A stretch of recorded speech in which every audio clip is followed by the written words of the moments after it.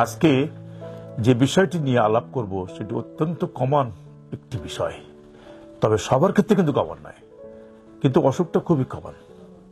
যাদের হয় তারাই ভোগে, তারাই কষ্ট টের পায় এবং তাদের মনোবেদনার শেষ নাই। কি সেই সমস্যাটি? সমস্যাটি হলো মলদ্বারের সমস্যা, পাইলসের সমস্যা। মানুষের মুখে মুখে শুনবেন, প্রায় লোকেই বলে তাদের মলদ্বারের সমস্যা হয়, যদিও এর পার্সেন্টেজ কিন্তু বেশি না। ভালোভাবে সুস্থ জীবনযাপন করছে এদের সংখ্যাই বেশি। পাইলস নিয়ে ভোগ করছে, যদিও কোনো স্ট্যাটিস্টিক সঠিক না, তারপরও আমি বলতে পারি, আমার এটুকু অভিজ্ঞতার আলোকে বলতে পারি, দীর্ঘ অভিজ্ঞতার আলোকেই বলছি, 5 to 10% লোক হয়তো মলদ্বারের সমস্যা নিয়ে ভুগছে। এবং এই মলদ্বারের সমস্যাগুলির মধ্যে একটি মাত্র সমস্যা হলো পাইলস। আরো অনেকগুলো সমস্যা আছে, সেগুলো আমরা পর্যায়ক্রমে আলাপ করব।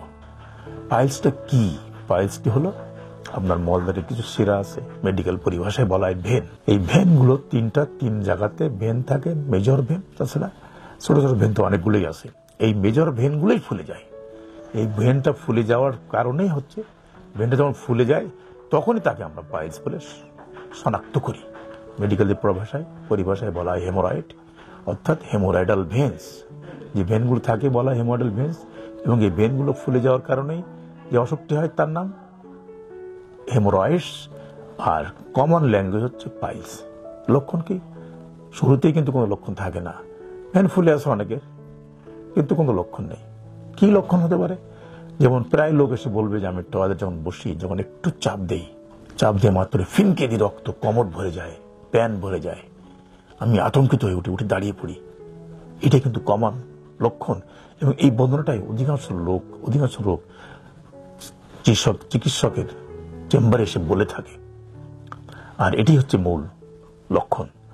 আর তেমন কিন্তু কোনো লক্ষণ নাই, কোনো ব্যথা নাই, ব্যথামুক্ত ব্লিডিং। আমরাও যারা সার্জন এ বিষয়ে প্র্যাকটিস করি, এ বিষয়ে আমাদের দীর্ঘদিনের অভিজ্ঞতা, তারা আমরা এই জিনিসটাই বেশি গুরুত্ব দেই। প্রথমে জিজ্ঞেস করি কোনো ব্যথা আছে কিনা, বলে না ব্যথা নেই। মল ত্যাগ করতে বসলাম, একটু চাপ দিলাম, ওখান থেকে কলকল করে রক্ত পড়লো। এটা হচ্ছে মূল লক্ষণ। এর বাইরে আর তেমন কোনো কথা বলে না। আরেকটি কথা আমরা জিজ্ঞেস করি, কারণ হলো এই চাপ দেয় কেন? তাদেরকে আমরা সাধারণত কনস্টিপেটেড পেশেন্ট বলি। কনস্টিপেশন মানে হচ্ছে 3 দিন 4 দিন পরে একবার পায়খানা যারা করে, শক্ত পায়খানা, হার্ড পায়খানা এসে কোনো আটকে থাকে, জোরে চাপ দিয়ে ওটা সরাতে হয়, বের করতে হয়। এই চাপটাই ওই ভেনের উপরে পড়ে, আর ভেনটি ফুলে যায়, আর ভেনটি তখন হেমোরয়েডের আকার নেয়। লক্ষণ একটাই, ব্লিডিং। তো অনেকগুলো ডিগ্রি আছে, যেমন ধরেন 1st degree, 2nd degree, 3rd degree, 4th degree. 1st degree মানে মাত্র স্টার্ট হয়েছে, ইঞ্জেকশন দিলেও কিন্তু নির্মূল হয়ে যাবে। 2nd ডিগ্রি বা 3rd ডিগ্রিতে সাধারণত আমরা লেজার সার্জারি করে থাকি। এখন যেটা আবিষ্কার হয়েছে, লেজার পদ্ধতি খুবই ভালো 2nd এবং 3rd ডিগ্রির জন্য। আর একটি ডিগ্রি আছে 4th ডিগ্রি বলে, অর্থাৎ ওখানে যে 3টা ভেন বললাম না, 3, 7 এবং 11, 3টা ভেনের জায়গাতেই 3 পজিশনে ঘড়ি 3 এই কাটার সঙ্গে এই 3টা ভেন থাকে, 3, 7 আর 11। এই 3 লেভেলে 3 জায়গাতে এই ভেনগুলো ফুলে যায়, এবং এই ভেন 3টা সমানভাবে ফুলবে, এবং যখনই সেই মলত্যাগ করতে বসবে তখন ওই ফোলা ভেনগুলো সম্পূর্ণরূপে পায়ুপথের বাইরে এসে অবস্থান নেবে। এটাকে বলা হয় 4th ডিগ্রি, এটাকে বলা হয় prolapse piles, 4th degree piles. এবং এই ধরনের পাইলসের ক্ষেত্রে শুধুমাত্র স্টার অপারেশন বলেন, লঙ্গ বলেন, স্টাপলিং বলেন, যেটাই বলেন, এটা করা হয়ে থাকে, বর্তমান সময় করা হচ্ছে। কিন্তু এর বাইরে কোনো অবস্থায় স্টার বা লঙ্গ বা স্টাপলিং ডিভাইস ব্যবহার করা যাবে না।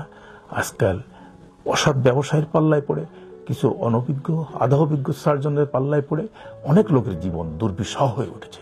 এটা কখনোই কামনা হতে পারে না। একজন সার্জন হিসেবে একজন মানুষের রিলিফ দিতে হবে, মুক্তি দিতে হবে, কিন্তু কোন রকম ক্ষতি করা যাবে না।